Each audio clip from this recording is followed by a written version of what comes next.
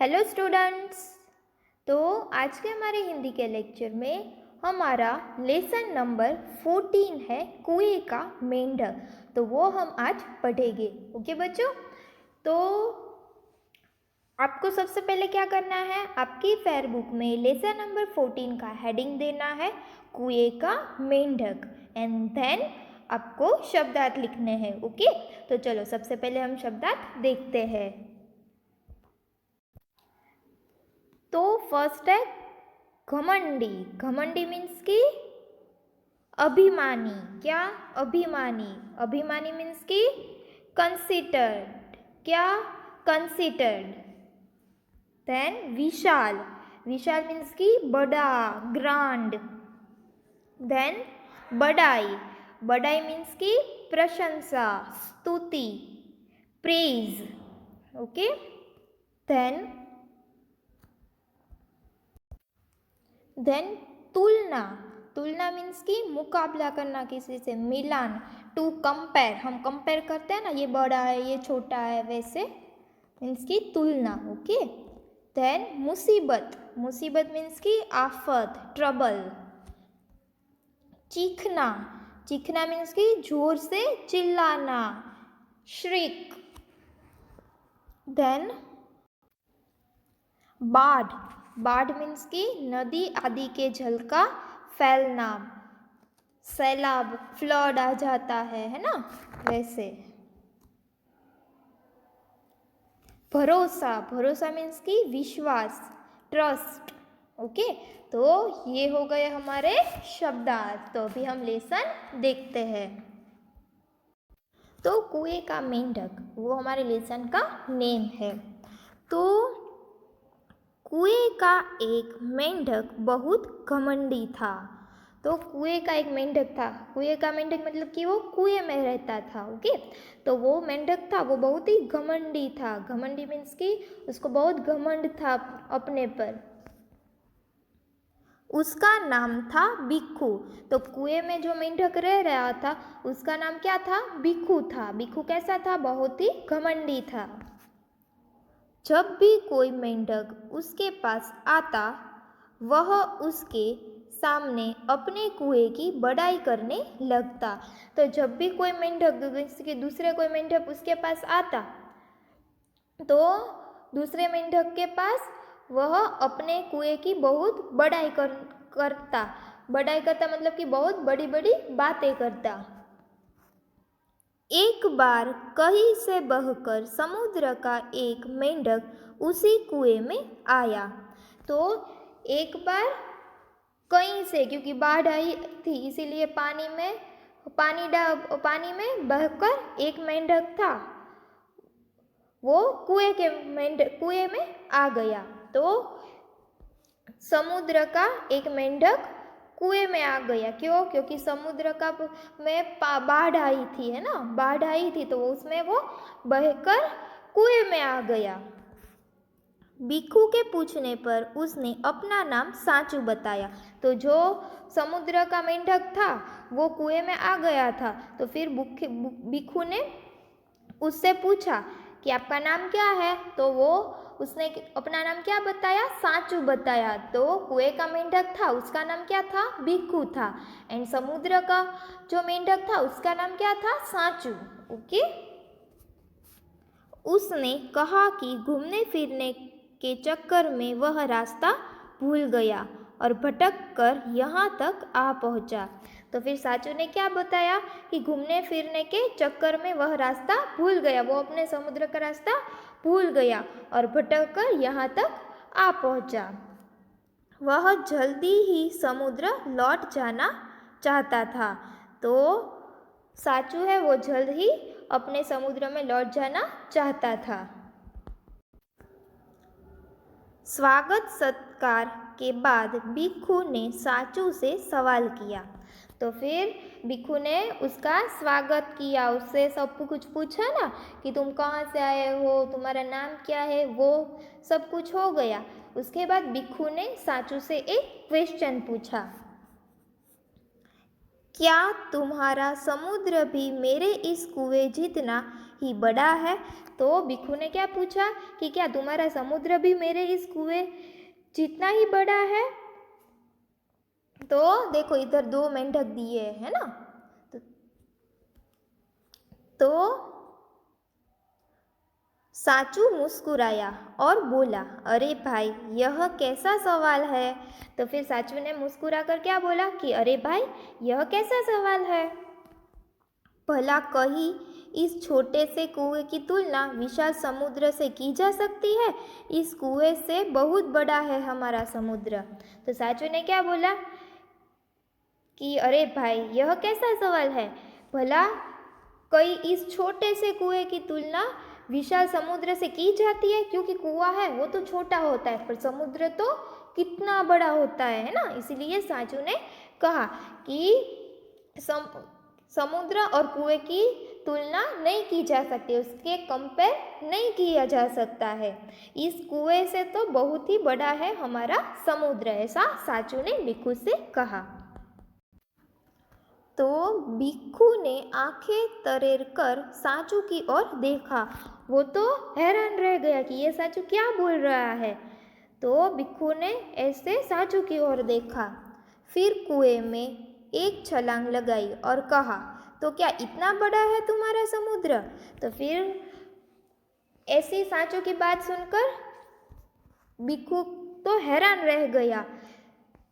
फिर क्या किया भिक्षु ने कि कुएं में छलांग लगाई उसने और कहा साचू से कि तो क्या इतना बड़ा है तुम्हारा समुद्र? तो फिर साचू ने क्या कहा, अरे भिक्षु कुएं की समुद्र से तुलना ही बेकार है। तो फिर साचू ने क्या जवाब दिया कि अरे भिक्षु कुएं की समुद्र से तुलना ही बेकार है, क्योंकि समुद्र तो बहुत बड़ा होता है, ये कुआं तो छोटा सा है। कहीं कुआं समुद्र की बराबरी कर सकता है? कुएं की समुद्र से तुलना वैसे ही है जैसे दीपक की सूरज से तुलना, ऐसा साचू ने समझाया। तो साचू ने भिक्षु के क्या समझाया कि ये कुएं की समुद्र से तुलना ही बेकार है। कई कुआं समुद्र की बराबरी कर सकता है? कुएं की समुद्र से तुलना वैसे ही है जैसे एक दिया होता है, दीपक मीन्स की दिया, उसकी तुलना हम किसके साथ करते हैं? सूरज के साथ करते हैं। तो वो कितनी बेकार है, क्योंकि दिया तो कितना छोटा होता है और सन है, सूरज है, वो तो कितना बड़ा होता है ना। तो इसलिए साचू ने कहा कि तुम्हारा कुआं है वो एक दिए जैसा है और समुद्र है वो सूरज जैसा है, इसलिए इन दोनों की तुलना नहीं की जा सकती है। अब भिक्षु से नहीं रहा गया, उसने कहा, मेरे इस कुएं से बड़ा और कुछ हो ही नहीं सकता। तो भिक्षु ने क्या बोला, उसको रहा नहीं गया, क्योंकि वो तो बहुत घमंडी था और अपने कुएं की बड़ाई करता रहता था, है ना। इसलिए उसको साचू की बात गलत लगी।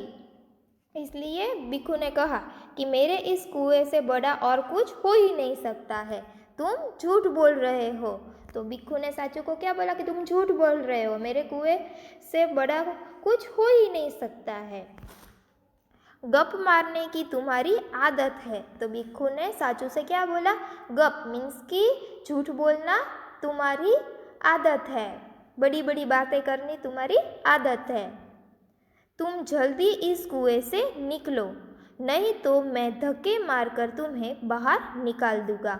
तो फिर भिक्षु ने क्या बोला कि तुम जल्दी से इस कुएं से निकलो, नहीं तो मैं तुम्हें धक्के मारकर बाहर निकाल दूंगा। तो ऐसा भिक्षु ने बोला ना कि तुम मेरे कुएं से बाहर निकल जाओ, वरना मैं तुम्हें धक्के मारकर बाहर निकाल दूंगा।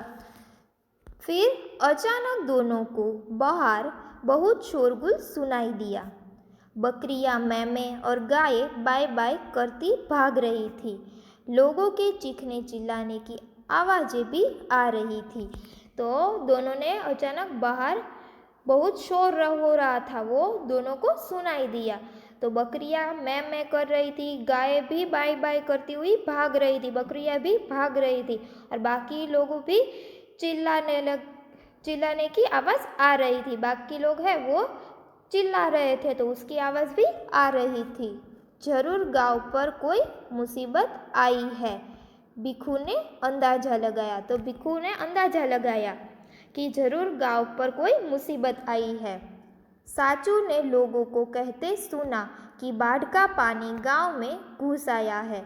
तो फिर साचू ने लोगों को कहते हुए सुना कि बाढ़ का पानी गांव में घुस गया है, लोगों के घर डूब रहे हैं, जान बचाकर सभी भाग रहे हैं। तो गांव में बाढ़ का पानी घुस आया है, इसलिए लोगों के घर डूब रहे हैं और जान बचाने के लिए सभी लोग भाग रहे हैं।